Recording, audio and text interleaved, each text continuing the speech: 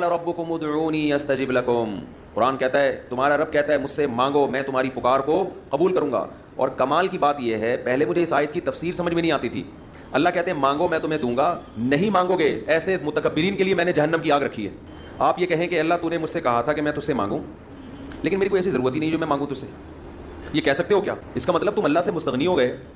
اللہ کے دیے بغیر بھی تمہیں دائیں بائیں سے تمہارے کھانچے کھلے ہوئے، جو اگر کھلے ہوئے ہیں تو وہ کھانچے کس کے اختیار میں ہیں؟ وہ تو اللہ کے ہاتھ میں. یہ بھی کہہ سکتے ہو کہ مجھے اس لیے مانگنے کی ضرورت نہیں کہ میرے تو سارے مسائل حل ہو رہے ہیں. میں صبح میری جاب لگی ہوئی ہے، میری تنخواہ ہے، ایک ملٹی نیشنل کمپنی میں اچھی سیٹ پر بیٹھا ہوا ہوں میں، میری سیلری گھر آ جاتی ہے، مہنگائی بھی نہیں ہے، پیٹرول بھی نئی حکومت نے سستا کر دیا ہے وغیرہ وغیرہ، تو اب تو کوئی مسئلہ ہی نہیں ہے. اللہ کہے گا اگر کوئی مسئلہ نہیں ہے بالفرض، اول تو پاکستان میں ہو اور مسئلہ نہ ہو، یہ ہو نہیں سکتا. تو آپ کے ساتھ اگر کوئی مسئلہ نہیں ہے، آپ ان اسباب کو دیکھ رہے ہو، اس کا مطلب آپ سمجھتے ہو کہ ہوتا اسباب سے ہے، اللہ سے نہیں ہوتا.